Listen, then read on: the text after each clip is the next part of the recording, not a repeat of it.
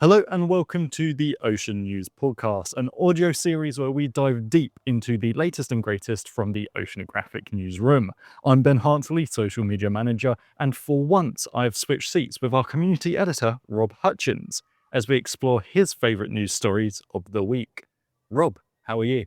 Hello. Yeah, I'm very well, thank you. Yeah, I'm thoroughly enjoying being outside, back in nature, back in the outdoors environment, making the most of this sunshine, which I think is going to be the perfect setting for disseminating the level of news that we've had this week.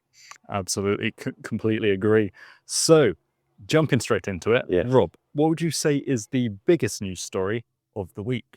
It's always a good question, Ben. I think that every week we're treated with a veritable feast of news stories, both good and bad. This week it does towards the bad, unfortunately. I'm selecting the news that the Caspian Sea is receding at such a rapid rate that scientists are now fearful for the future, the very close future, of its native seal population, its species of fish, and all the other biodiversity that's very unique to the region. So once again, this is the story of our age-old foe. Climate change is driving rising temperatures, which is evaporating the Caspian Sea, which itself is the world's largest landlocked body of water. It's evaporating that water faster than the water from the rivers surrounding it is flowing into it, which means that in a matter of years, in the best case scenario, we could be looking at a recedence of that water level of between 5 to 10 meters.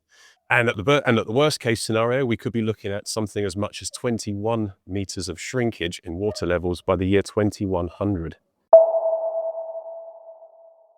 Obviously, a very important news story, especially with what's going on in the world right now. But going from the biggest news story of the week to one that is bigger than it seems, what would you say that is? Yeah, I always enjoy this one because it gives us a chance to really dissect a news story. So this week, the story that I believe is bigger than it seems is the recent study into an unusual mortality event that saw the death of a large proportion of the bottlenose dolphins in the Florida Indian River Lagoon. This was an occurrence that took place 10 years ago, back in 2013, when scientists witnessed what they call an unusual mortality event, when they saw 77 dolphins die of starvation. Scientists today have now linked this spike in deaths to a bloom in phytoplankton, which occurred 2 years beforehand. That itself was driven by an influx of nutrients entering the river lagoon, all of that coming from human activity. So this has been coming from fertilizer. They've seen it come from an influx in nitrogen, phosphorus, which can come from any number of human impacts. What this speaks to in a larger sense is the very delicate balance that we find our marine ecosystems in constantly, and the very real butterfly effect that they all face, that any number of factors can influence and impact upon a food chain, which can have some severe implications for marine life. So in this instance, the phytoplankton bloomed. It bloomed to such an extent that it created a shading that shaded all other various sources of food for the fish, the local fish population.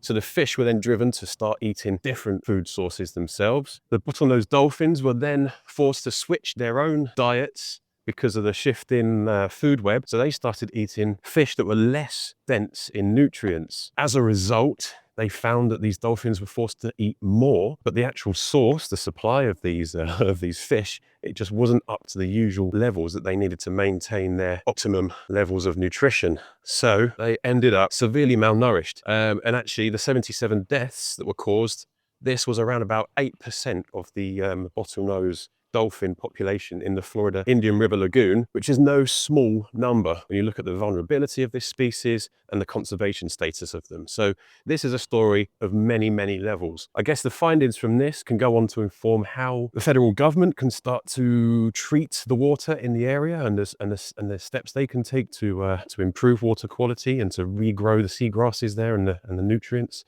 But also affect the way that we approach conservation in general, and the way that we observe megafauna and the lessons that we can learn from that moving forward. Yeah, I think that's a really intriguing story that kind of shows the impact of human activity on our oceans.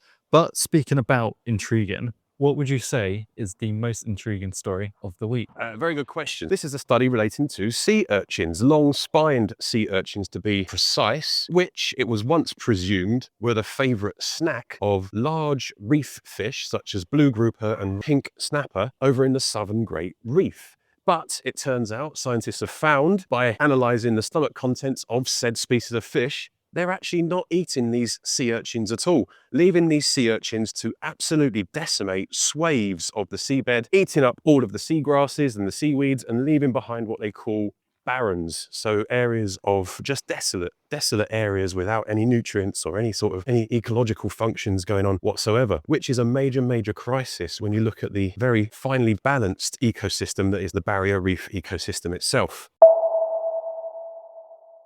Fantastic. Thank you very much. So moving on from that now to our biggest hits and misses of the week. What would you say the biggest hit is?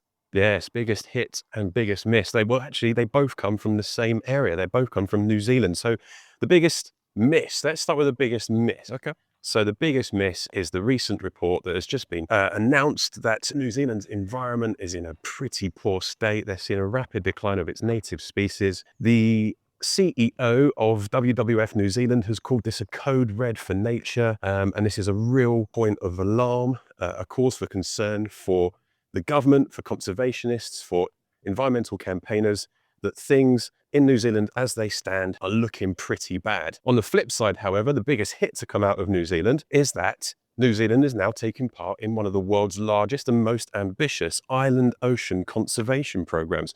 So this is a project that is encompassing 3 islands in the Southern Ocean around New Zealand. So one of them being Auckland Island, its largest. It's now part of a major conservation program that by 2030 wants to encircle 40 islands around the world in this efforts to eradicate invasive species and safeguard its native species. This, it's hoping, can then re-establish and rewild and restore all the abundance and the biodiversity that these island habitats are known for, in particular seabirds. And as we know, seabirds play a very vital role in nourishing both the ocean and the land. So this is a major step forwards for New Zealand, given that the news from this week about the report, of course, this looks like a very positive step forwards to restoring some of that native biodiversity that seems to be on the decline elsewhere. Fantastic. I love ending the week on a bit of good news. Always good to. Rob, thank you very much for your time. Thank you. And thank you everyone for listening. Be sure to check out our other episodes of the Ocean News podcast, now available on Apple Podcasts as well as Spotify.